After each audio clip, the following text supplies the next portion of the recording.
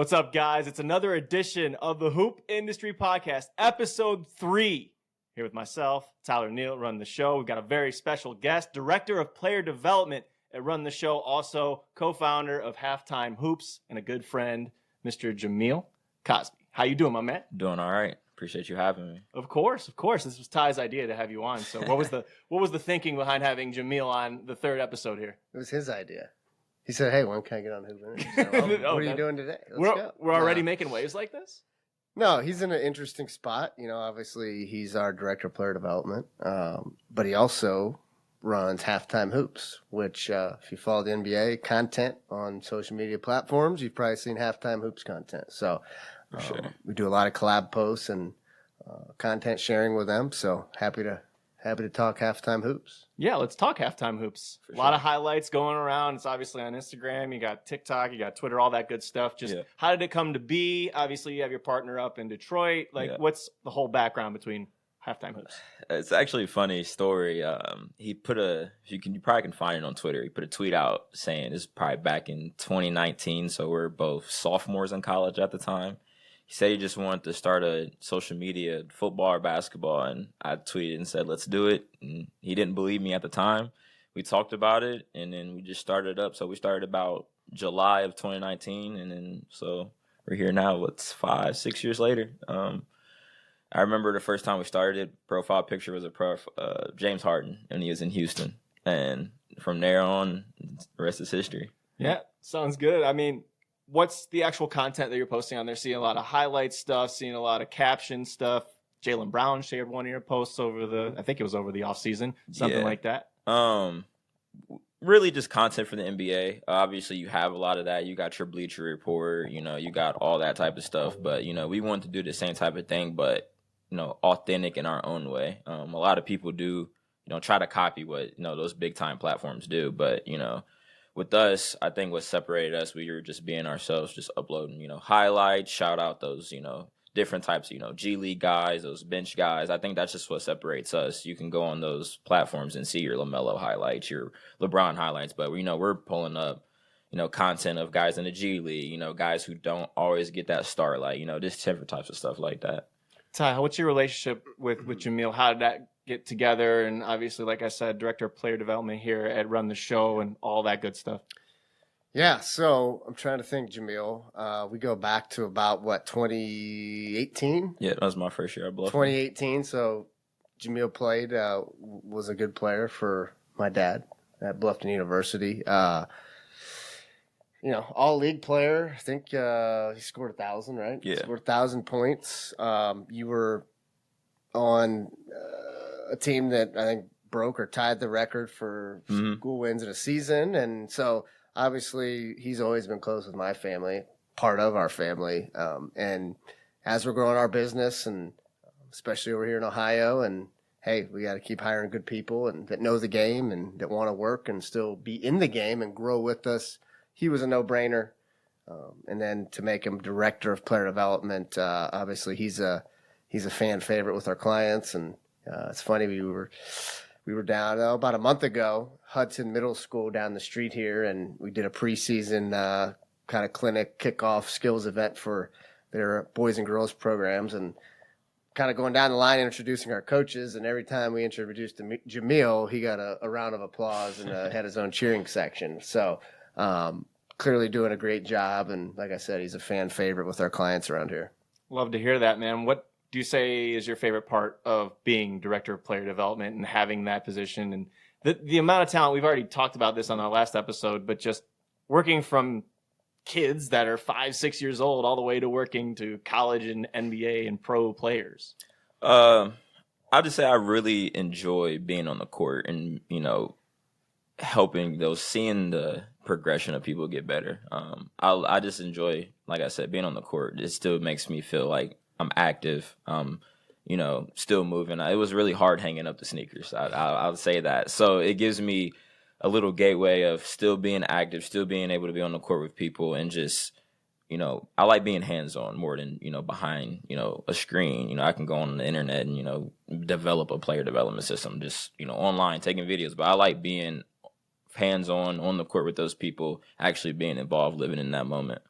I did see you the other day at the Cavs game. It was interesting to see you guys out of the gym and another one watching instead of being a part of it. But I think that's a good segue. Cavs are off to a 10-5 start this season. Obviously, I'm around that team 24/7. It's been tough. This is a 5-7 stretch that they're in. They're in the middle of a 6-game homestand, their longest of the season so far. Been kind of rough sledding, tough sledding for them the last couple, but they have won against a shorthanded Grizzlies team that missed Ja Morant for the last 3 quarters. And then they played the Bucks on Monday night, and they did not have Giannis for the second half of that one. But if you want to look on the bright side, last 2 fourth quarters, I think they held their opponents under 20 points. Not easy to do against anybody in the NBA or in professional basketball, of course. But it's been a little bit of an up and down journey for them so far with no Darius Garland, Max Strus. Jalen Tyson's missed the last week or so with a concussion, and he's still in the protocol. But did want to highlight a big time revelation for them. Nae'Qwan Tomlin. This guy has been awesome for him. Just the last 4 games, Kenny Atkinson's actually gotten him into the rotation. He's playing even ahead of Larry Nance the last couple of games. The energy he brings, the offensive rebounding. We talked about it actually a little bit in the offseason with Mike Lucas over at Ultimate Cleveland Sports Show before we started this podcast. But it's great to see Nae'Qwan coming out and doing all this stuff at the NBA level in legitimate games and changing the landscape of the games themselves with those hustle plays and just the ferocity. He had I think it was last game where Donovan found him on a cut in the baseline and he just threw that thing down. And then another game, he had a nice pocket pass himself to Dean Wade, who was cutting and got a dunk. So he's doing all different types of things for the Cavs right now on a 2-way contract in the G League. But I know that, we worked extensively with Quan, and it's great to see his success so far this season. Sure. Yeah, I think the Cavs are in kind of a peculiar spot right now, right? They literally are coming off of the most offensive, efficient season in the history of the game, right? So you're going to have, and I think what they're going through a little bit right now is you have that, the best offensive team in history statistically, and you didn't get out of the second round of the playoffs still. So, how does that affect the psyche of the individual, of the team, of the culture? So I think, you're just going to see, I don't want to call them growing pains, but it's going to be tough during the dog days of the seasons to have that same pop that they did last year when everything was clicking and working and we're healthy.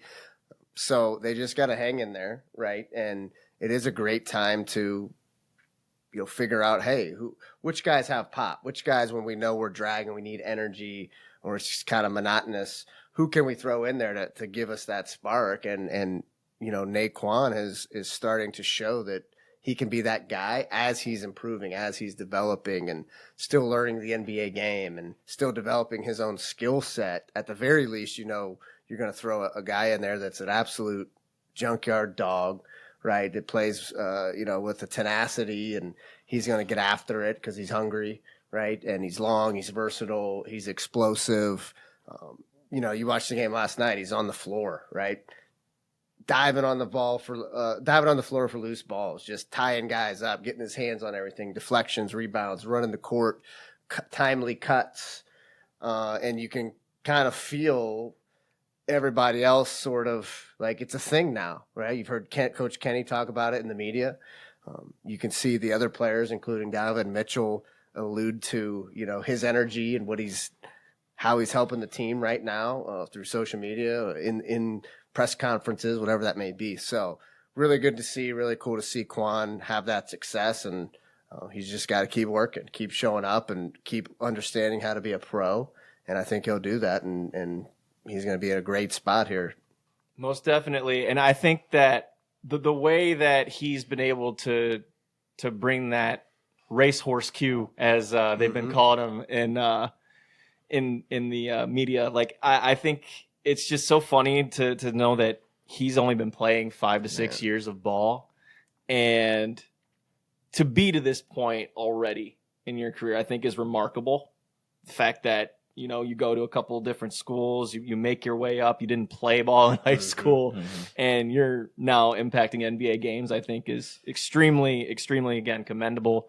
I love that I saw him take a 3-pointer against Milwaukee. That was good to see him actually take that shot in an NBA game. I know he's done it before, but this is actually like in November. This isn't last game of the season. I can do whatever I want. Right. This is trial by fire in a way by putting him in those lineups. And it's not just the lineups with the younger guys too now. He's playing with Donovan. He's playing with all, Jarrett. He's playing with Evan. Real rotation. And it's real rotational guys. And I think there's a big difference between doing that and playing with some of the guys who aren't in the rotation. And I just want to point out,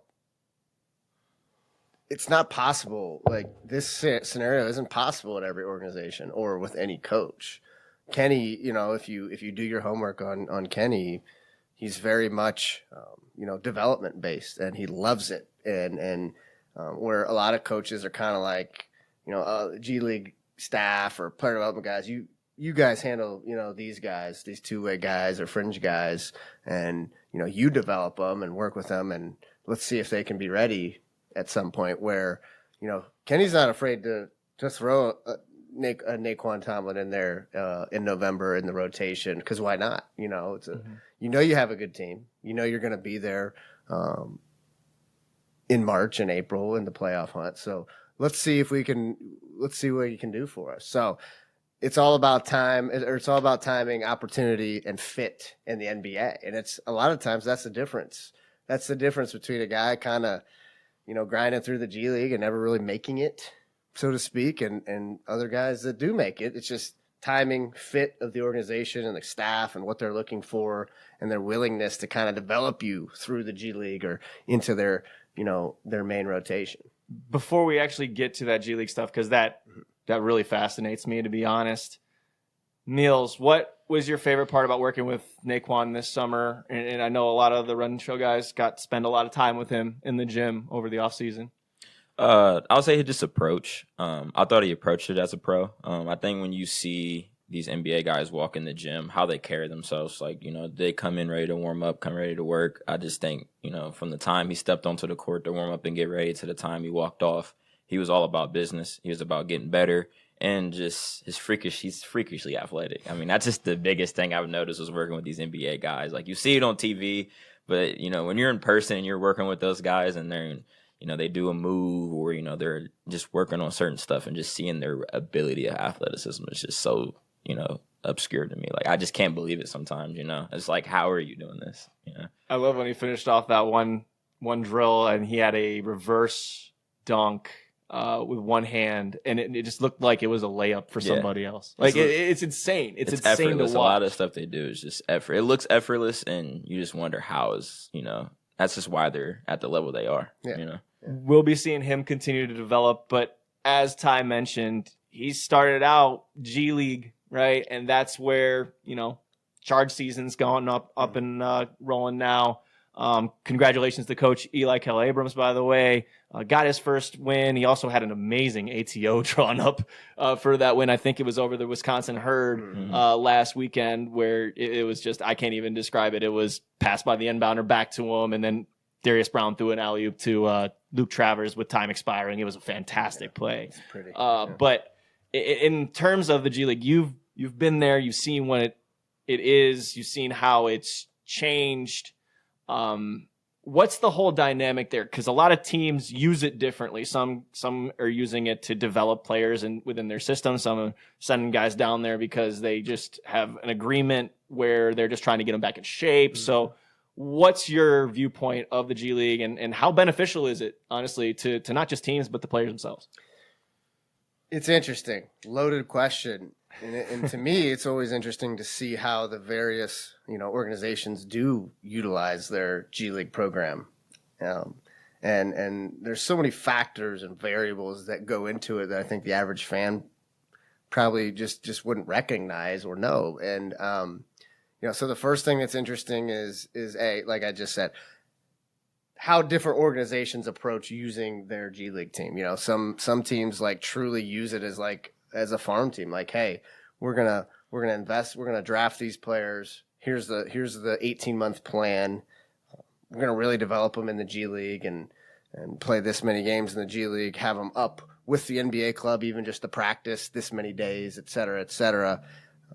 And then, some teams, as you said, it's like, hey, we're just going to kind of use our G League team as rehab assignments, get guys healthy, get guys back in shape, try stuff, right? We've seen the G League kind of being used as a testing ground, not only for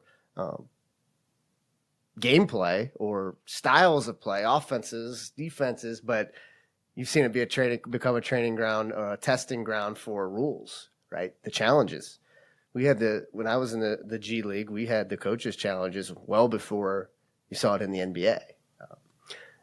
I believe they still do it. The free throws, okay? You go to a G League game and you get everything outside of, I think, 2 minutes in the fourth quarter, you get fouled. You shoot one shot for 2 points on a two-pointer and 3 shots or 1 shot for 3 points on a three-pointer, right? Crazy stuff. So it is always interesting to see every organization's approach and how they utilize it, how they develop.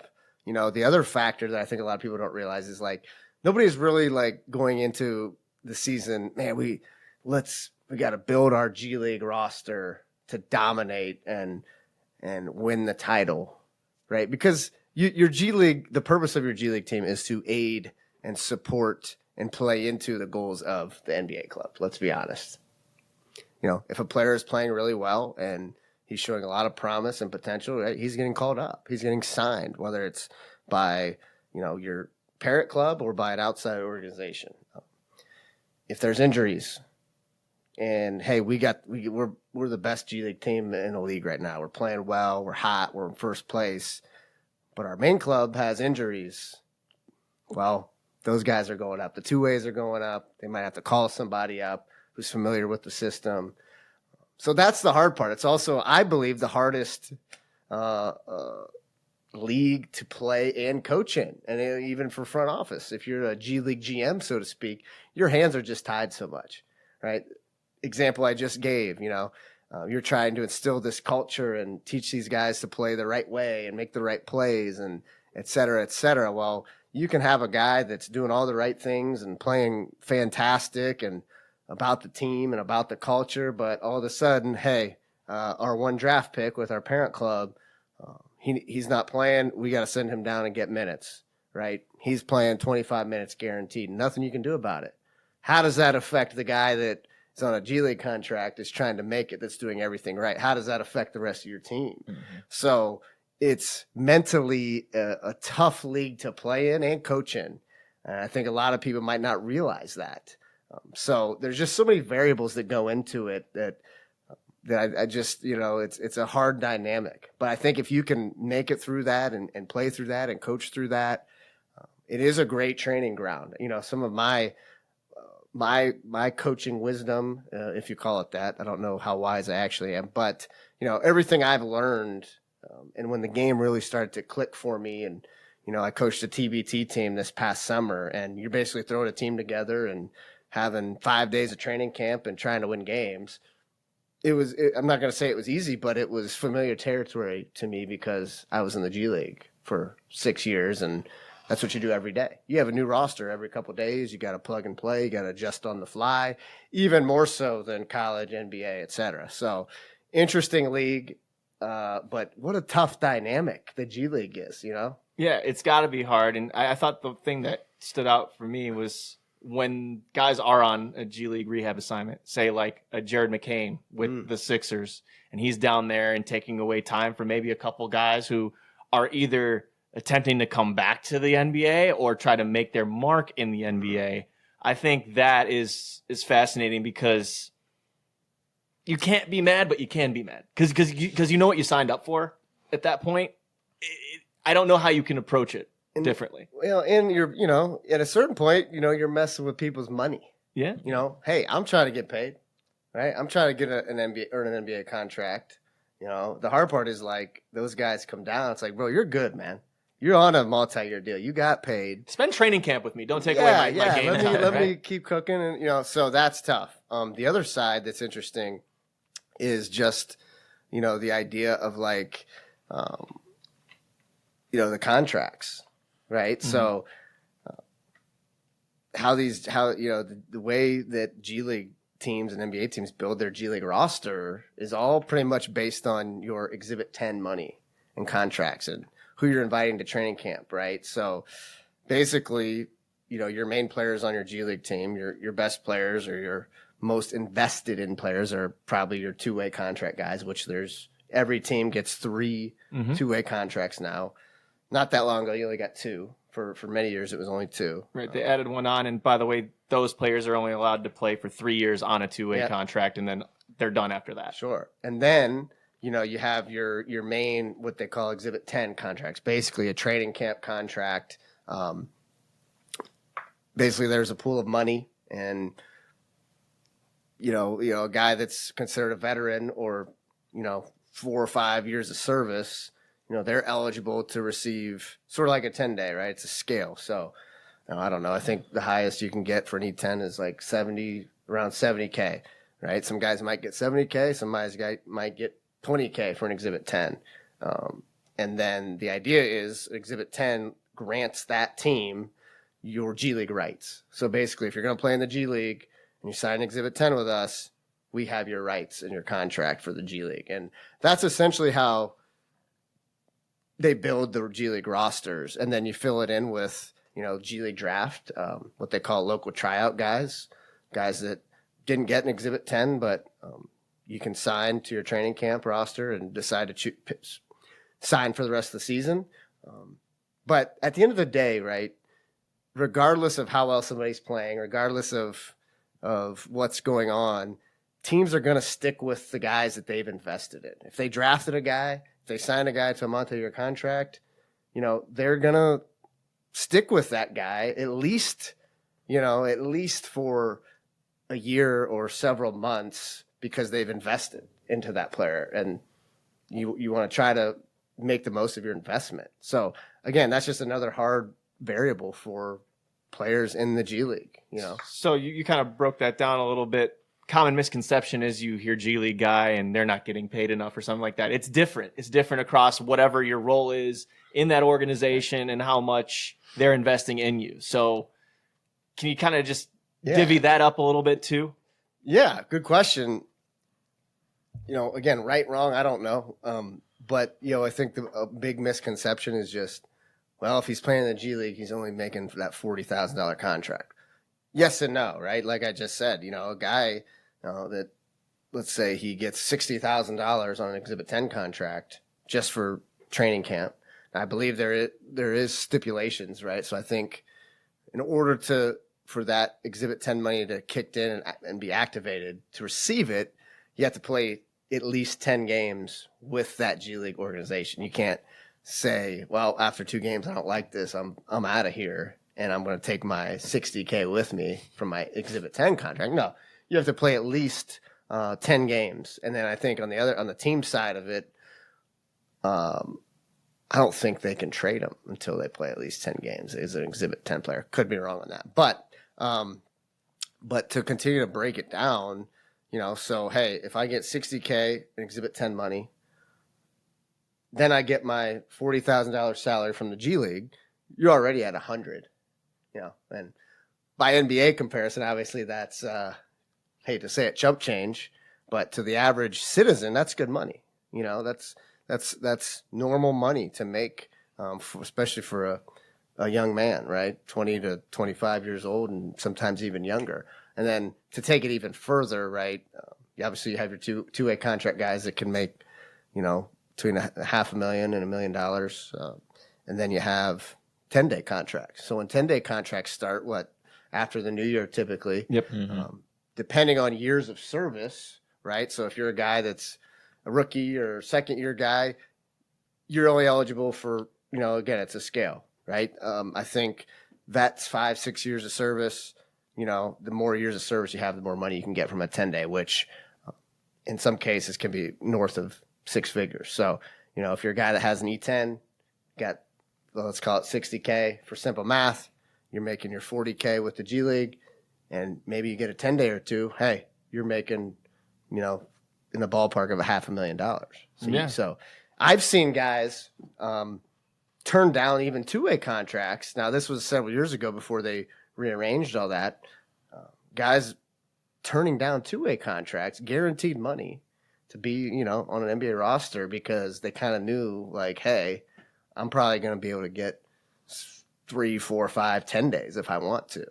Now, if you get 2 10 days with the same team, after the second one, they have to sign you to at least a non-guaranteed deal, right? But you can get 10 days from several teams and make it count. So, again, just another way that the G League is interesting and the whole dynamic and all those different variables come into play. It's think about being a G League GM and a G League head coach and like just making all those things fit. And then you have guys that might take off in the middle of the season and take a better deal overseas. You have guys come back home from overseas, leave their teams, and now they're in the free agent pool. And you bring them in mid-season. So it's what a league. What a league. It's different, man. And you guys work with a lot of G League players. Is there anyone that you want to highlight before we move on to our next topic, which it actually has to do with the G League? But I know Meals, Ty, Kevin, you guys all worked with different guys from the G League. Yeah. We mentioned Dacian last week, that 46-point game. Delano Banton's had a heck of a run here, but is there anybody else that sticks out to you? So obviously Dacian and Halftime Hoops just did a feature on Delano and just the start that he's off to. Off to a really good start. I think he's been playing really well. I think working with those G League guys, you watch more G League.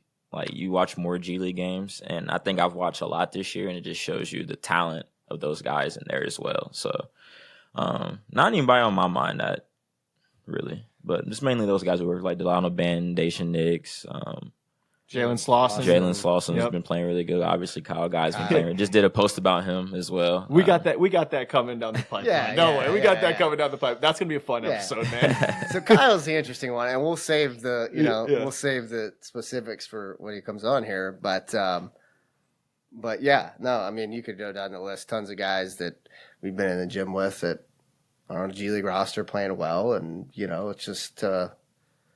Keep playing well. You never know what'll happen. Do the right things. Just always be ready. Guys, I think guys get discouraged. It's like, I'm in the G League. I'm not supposed to be here.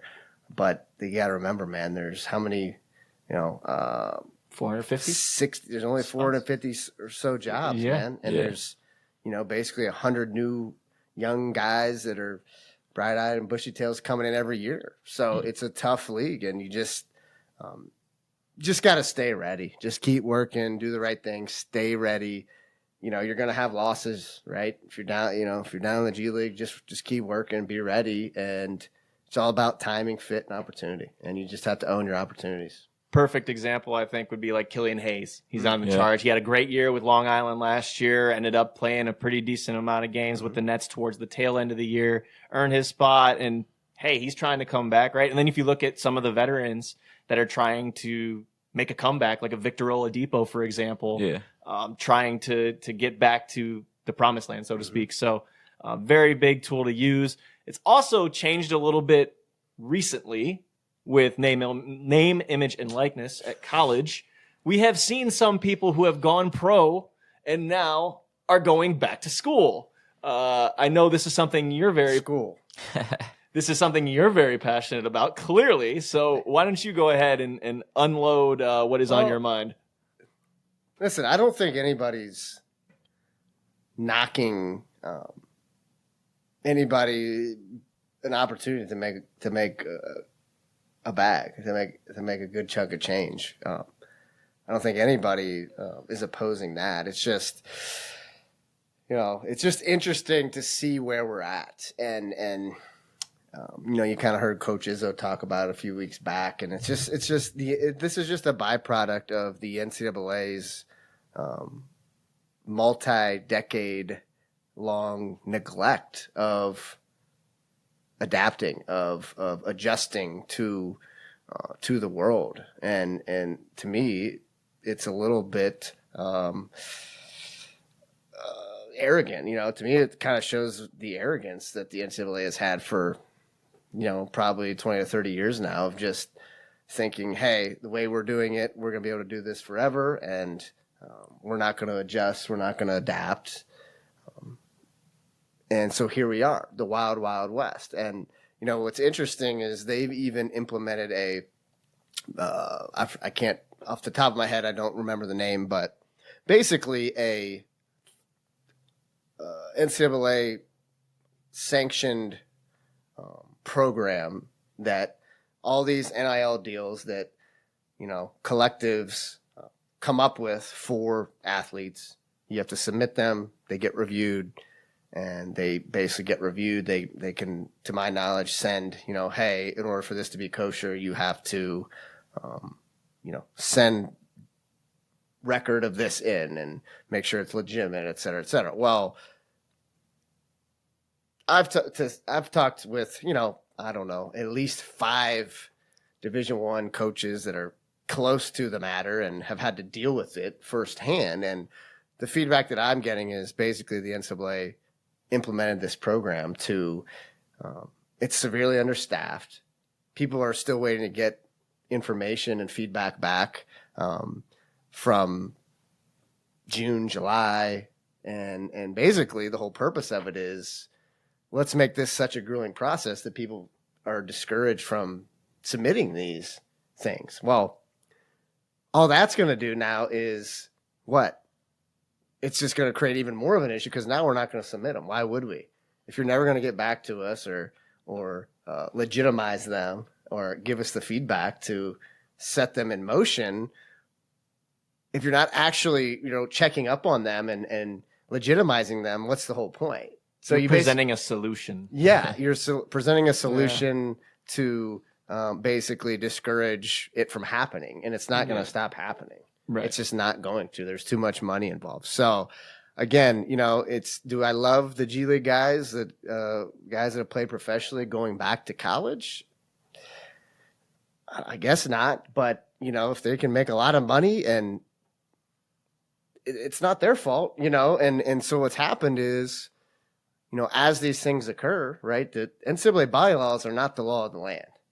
And so as these lawsuits occur, they're losing every one of them. And precedent is set, and they know they're going to lose every one of them now. So here we are. We've lost all control. And the only thing I worry about is, I do believe that college programs, college basketball, and the nurturing of some of these coaches and programs is so great for just development of young men that are 18 to 22, 23 years old. And we're going to lose some of that, which I think is at the end of the day, the most valuable part. So, there's gotta be a way. I don't know where we go from here. I really don't. It's quite the matter. It's quite the mess that it's created. But full fault to the NCAA. Yeah. It turns honestly it into semi-pro now. It's not a collegiate experience anymore, right? Semi-pro, it's pro. Yeah, it's pro. Yeah, it's professional. Yeah, it's a matter of how professional, right? Because you have the Power 4 now, right? No longer the Power 5. The Power 4, right?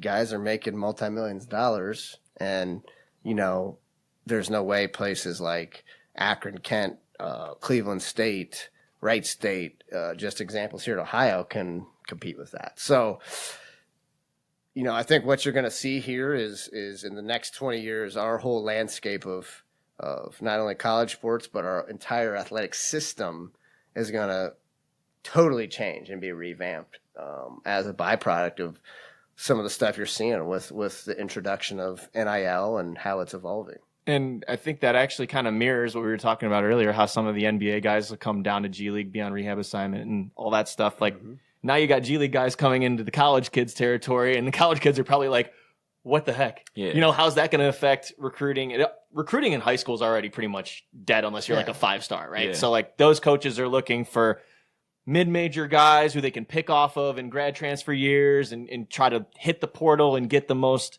talented players right off the bat. So there's less spent on, like you said, developing and more about trying to win right away every single year. G League guys coming down into this mix just throws an entire different wrench into this.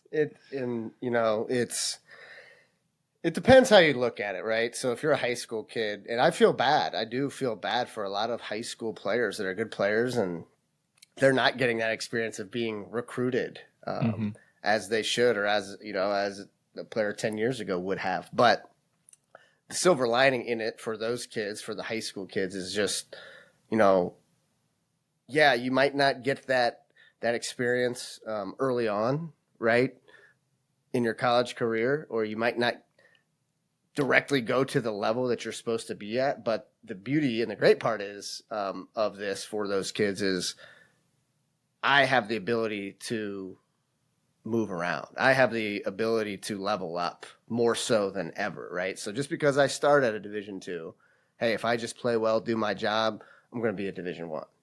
Right? Yeah. Where, even 10 years ago, sure, that was a thing, but not as easily, right? You couldn't stick and move like you can now.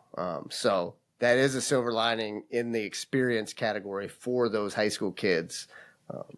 Just to kind of, again, it's, you've seen it. Some of these kids that are 4 stars, 3 stars, highly ranked, committing to, again, no disrespect, great basketball, great program, but to a place like High Point University or a low major. And so that's just how the landscape has evolved with all of this. Yeah. I think those Power 4 schools as well, they just, especially the game now with allowing those G League guys to go back, allowing guys to get extra years and make more money. It just makes college basketball more mature and older. You don't have a lot of super young guys playing. And I just think with the NBA, how it's structured now, they want to take chances on those young guys. They want to, see the potential they'd rather take a 18-year-old than a 25-year-old who's been in college for so long. No doubt. So I just think that just also just affects, both parties as well. You got older guys in college. You don't have really those young guys playing as much anymore. Mm-hmm. Well, you know what? I actually vehemently disagree with a lot of these NBA executives that take younger guys as opposed to older guys, because I look at a Jamal Shed for the Raptors and I see how good he's playing right off the bat. He's only his second season as a pro. I see, guys like Ryan Nembhard, right? Looking really good for the G League team in Dallas. And I think that there is impact with those upperclassmen that can come in and have stayed, right? Like, even if you look at Jamal Shed's backcourt partner, Marcus Sasser, playing for the Pistons, who are off to a really good start. So I think there is value in guys that did stick it out that long. And something that you brought up earlier too about the big blue blood programs and P4s and whatnot. Like, I'm thinking to myself, like, some of those 3-star recruits or whatever that aren't getting looked at going to D2s and D3s who eventually make their way either to D1s or make their way to the G League or the NBA. I think about Jalen Wells, right, on Memphis, who went to Sacramento State and then ended up going to Washington State for 2 years. I think about Craig Porter Jr. and Max Strus, who started out on either JUCO or D2, D3s and making their way up. I think about a Cedric Coward on Memphis. Again, a teammate of Jalen Wells that has really looked good, but was on pretty much no radar of a D1 team whatsoever. So it's still, I think there's more opportunity for those who maybe not in those blue blood circles to still make it to the next level. So there's a lot, definitely a conversation that you could have for like 20 hours on this. Like 100%. Well, and it's all about your approach as an organization, right? Taking the young guy with this, the high ceiling it's high risk, high reward, right? Yeah, we're going to take a lot of risk, and this kid could end up being no good. But, if he ends up being an NBA All-Star and we developed him, hey, we look fantastic. Atlanta Hawks with Jalen Johnson. Yeah. Like no one probably, bows out of Duke, and I don't know what that situation was, so I'm not going to get into that. Yeah. But, he ends up being a late teens pick, and he looks like he could be a top 5 player in the NBA. Yep. And on the other side of it, it's, hey, if you take a guy that played 2, 3, 4 years in college, a little more mature, a little, he's in a little bit more towards the prime of his athletic, his biological,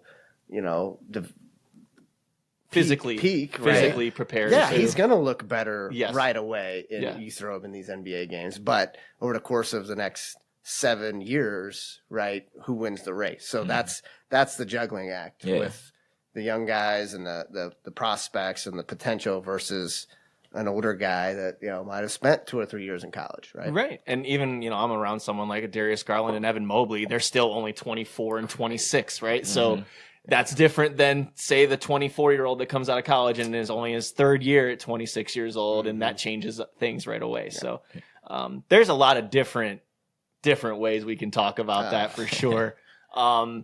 Speaking of NBA, by the way, the Cup's coming up here. I think we're 3 or 4 weeks into things. Friday nights, that's when they play these games. And Tuesdays and Fridays.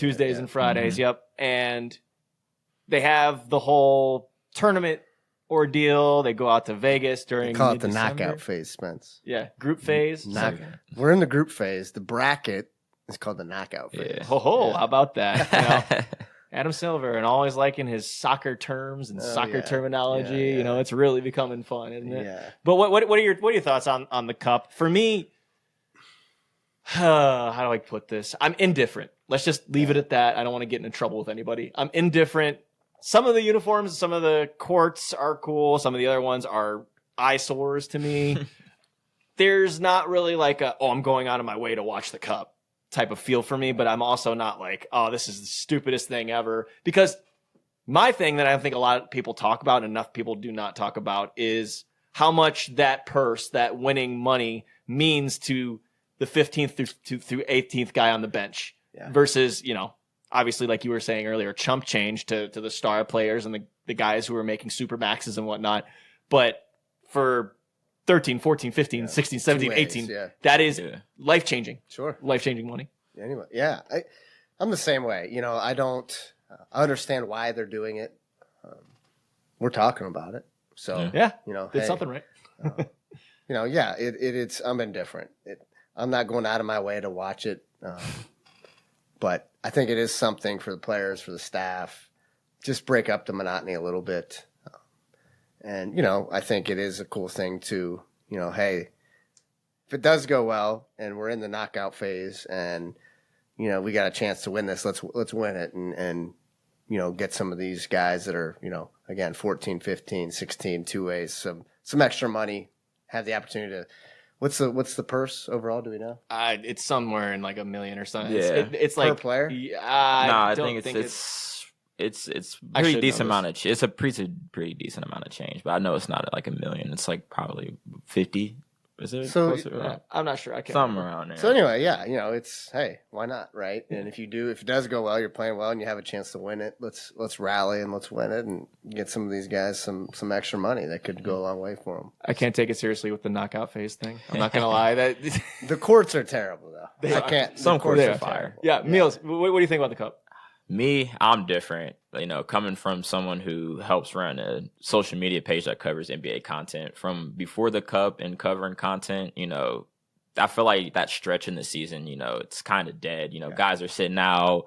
It's hard to cover stuff. You know, you don't got everybody playing. You know, guys, you know, back to back. You know, guy's not going to play hard on it back to back. You know, he's going to rest. You know, they're ramping up for the playoffs. They just want to get a good team for the playoffs. But when they implemented the Cup, I thought it was really cool because now those guys have to play. You know, even with the rules changes, you got to play a certain amount of games to get rewards. You know, awards and stuff like that. But I just think the Cup makes the NBA competitive mid-season. Mm-hmm. You know, those guys are playing for a championship. You know, regardless of if they're getting the money or their teammates are getting that money. So you know, if I'm Giannis, you know, I don't need that extra money. But you know, if 10th guy on the bench really needs that money, I'm going to go out here and play hard for him and help him get that money. You know, I think it's really cool covering it as well, you know. All those star guys are playing more games. There's more stuff to cover in the NBA with that going on. So, that, you know, it gave us more content for halftime hoops to put out and cover. And, you know, it just helps you watch the game more, get more invested. And personally, I love it. I like the NBA Well, Cup. Even the courts, right? Even the courts, it's like it gives you something, again, during the dog days of the season. It gives you something else to kind of talk about. And yeah, it's like whatever. a switch up, you know. And I do think in terms of a solution to address, you know, hey, some of these games in the middle of the season, how competitive are they? Viewership, you know, again, is it working? I don't know. I couldn't tell you what the viewership numbers are on it, but I think in terms of, hey, if we're going to try to find a solution, I think it's a great attempt at a solution. So again, I'm indifferent on it, but I think, you know, I don't know if you're going to find a better solution than this. So I think, you know, it's better than sitting on your hands and saying, oh, well, and just living with it, right? Mm-hmm. I think some of the other stuff with the ratings and all that stuff is a little bit overblown. There's a lot of stuff about load management and all that stuff. And I think we can get this extensively in our next podcast is all these calf strain injuries and how close together they're putting these games. We're in the middle of a 5-7 stretch right now with the Cavs. Like I said earlier, 6-game homestand, kind of ridiculous. They've had 2, 3, and 4s already. It's tough. It's really tough. So I think that also has to do with the ratings because some of the players are like, and some of the teams that are telling the players like, no, don't play this back-to-back on a road home where you're taking a flight and it's less than 24 hours removed. Like the Cavs coming from Miami and playing Toronto the next day. That's not easy to do and it wears on a body. And I think that's evidenced by a lot of these calf strain injuries that are happening right now. You saw it with Wemby. You see it with a lot of these players. And the calf strains are always a precursor to something worse. So, and also... Don't say it. Exactly. Don't say it. Which is why it's like saying shank on the golf course. You can't do that. Can't do that at all. But we can get into that on the next episode for sure because I'm really that's something I'm very passionate about. But not popping your Achilles. See, you said it. You said This it. guy, man. College conference play also off to a ripping start. I've really enjoyed watching some of the college games that I've been able to when I've had the chance. I did watch Akron at Purdue the other day. I was hyped, man. Honestly, like Akron's like one of the teams that I can actually like latch onto, Sure. and it's the school I went to, and there's very few fandom moments for me. And it's 40-35 at Mackey, and it's almost halftime, and I'm like, let's go, we got it, we're gonna beat them, and then the Boilers unleash Oscar Clough, and he's like 7'7" and getting every offensive rebound possible. And, that kind of didn't work out in their favor. But I enjoyed seeing the compete level with Akron at Purdue the other day. That was fun. But as I said earlier, conference play is going to be starting. Bruce Thornton's having a great season already for Ohio State. People we got connections to over there, Brian Walsh. Any thoughts? Any thoughts on early college season basketball and obviously the big games coming up? Not me. Jamil's all NBA, man. He's all NBA guy. When you're, hey, come on, you work with everybody. When you cover, that's the hard thing. People always ask us like, why don't you guys cover college? I just feel like college is so much more difficult to cover and follow, in my opinion. It is, but there's a lot of teams. Yeah, there's so many teams, so many different players. And that's why I like the NBA because when the draft comes up, now you learn about these guys and you see the potential. To your point, the interesting thing now with NIL and guys bouncing around, like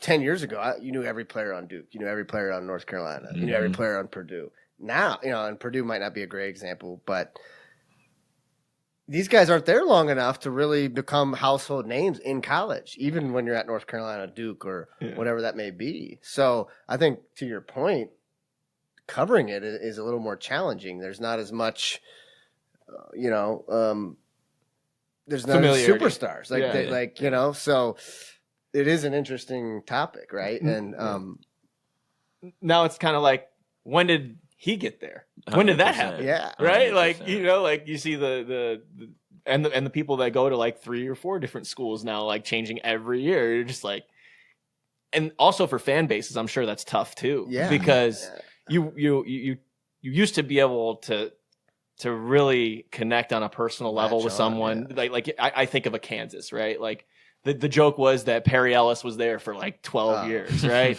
And you had, Travis Relaford and the point guards that were there that made all sorts of kinds of noise. Paulus. Yeah, Greg Paulus. Duke for 9 years. Yeah, pretty much, right? That's what, in my brain. That's why I was laughing when you said Purdue. I'm like, well, Braden Smith's been there forever. Fletcher Lawyer's been there since I was in high school. So it's definitely a changing landscape. It is cool to find those ones that stick to that classic model, and there are some still, but it's tougher to relate to, I guess, because there's so much hopping around. Sure. But I think they should follow what the college football does. You got to play 2 years. 2 years in order to go to the draft. I just think that would make college basketball even more. It would bring it up just a little bit more because a lot of those guys are like one and done.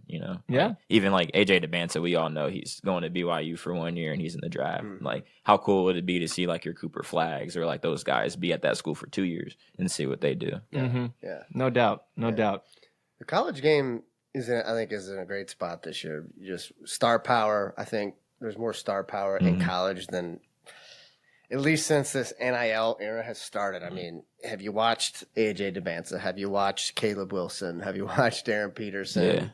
Who do I miss? You know, Boozer twins. Boozer, those are pretty good players. the kid at Arizona. I mean, Cool. those are those guys are. Yeah. Those 5 guys to me are must see TV. Yeah. They're so good. They have pop. Just so fun to watch. So I think the college game's in a really good spot this year because of those guys. But you know, I think the college game is like, you know, the first month is kind of getting into the season and you're playing your bye game or your bye games where the bigger schools are buying the small schools. And then you go to your holiday events, you know, Atlantis, and teams are going to the Bahamas and Hawaii, Grand and blah, blah, Cayman, blah. Yeah. all the fun times. And so, you know, that's all cute, but I love when conference play starts, right? Where, you know, you got Ohio State, Purdue, you got, you know, Kentucky, Auburn, you got, you know, Duke and Clemson. So that's when you kind of really start to learn about these teams and how good they are. And that's right around the corner. We're a couple weeks away from that pre kind of Christmas first couple rounds of conference play. For sure. There were some really good games this week, and I watched Ohio State, Notre Dame. 2 really well-coached teams.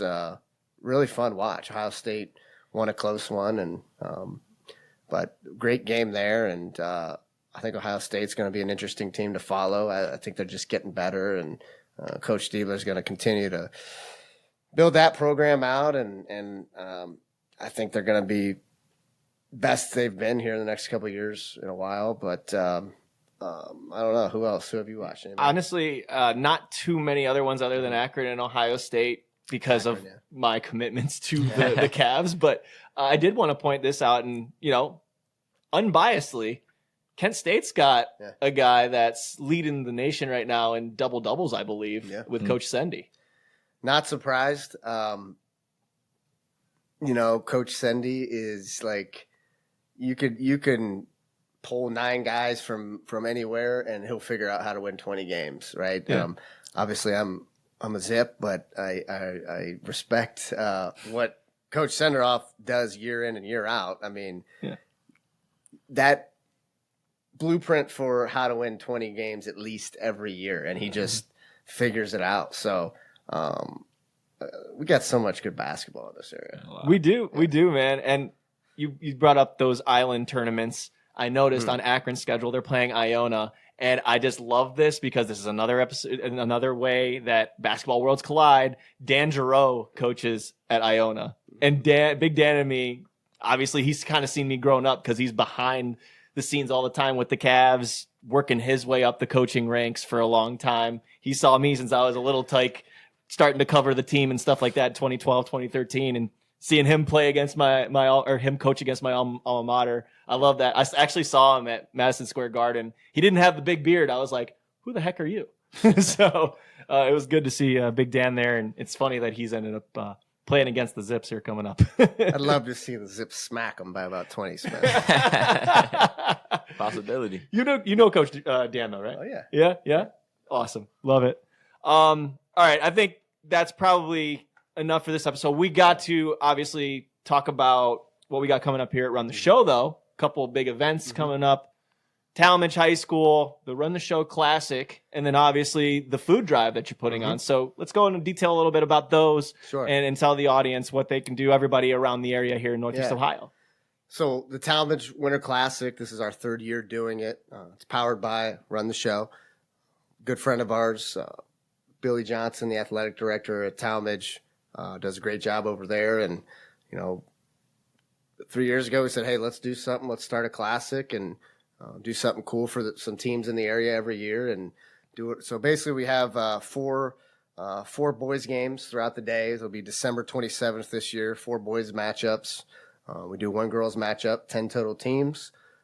We just try to make it a great atmosphere and something right after the holiday where, friends, family can come and we feed the teams and just have fun with it. So it's always great to host not only the players but the coaches and to catch up with some of the really good high school coaches in the area and watch some of the games and see some of the good young players, and a lot of which work with us and train with us. So just really cool to be able to do that. And aside from that, we have our what's called our Holiday Hoops event coming up. That's December 14th. It's a Sunday, 12 p.m. to 1:30. We're doing it at Western Reserve Academy in their beautiful facility, the Murdoch Athletic Center. It's a free basketball clinic. Okay, so we'll be there. Western Reserve's coaching staff and their players will be there to help and work with the kids as well. But it's a free clinic. Entry fee is non-perishable. So we're asking folks that sign up to come bring 2 or 3 non-perishables. We'll also accept donations, monetary donations at the door, all of which food money will be donated to the Akron Canton Regional Food Bank. And just trying to help the cause there with helping those in need during the holidays, and just looking to give back as much as we can. And hey, if somebody's going through a hard time and this will help them out, we're happy to do it. So that's December 7th. Holiday Hoops, free clinic, food drive, Western Reserve Academy. You can go to our Instagram and click on the link in the bio or our website and sign up. We'll take anybody that's looking to help and fight hunger in Northeast Ohio. It's great job by you guys. Jameel, got anything else before we wrap up? I was going to say, man, this is your first. Now's your chance. Now's your chance. This is when we give you the open mic. I think you talked for like 10 minutes, so I want to give you your opportunity. Got a select choice of words for me, but. No. Like I said, I appreciate you guys having me. Always just going to shout out Halftime Hoops. Make sure you follow us. We're on all platforms, TikTok, Instagram, Twitter, or X, whatever you want to call it. Facebook. Just if you're looking for some quality content, anything, we take requests. We do any type of posts. Follow us on Instagram and TikTok, Twitter. Those are our big 3. Who's going to win the NBA Cup? NBA Cup, man. I don't know. It's hard. I mean, injuries, teams can get hot. I mean, honestly, I can see the Bucks winning it again. That's their thing. Don't they call Torian Prince Mr. NBA Cup? That's right. Darvin Ham undefeated in the Cup right now. Projecting into June 2026, who's your NBA champion?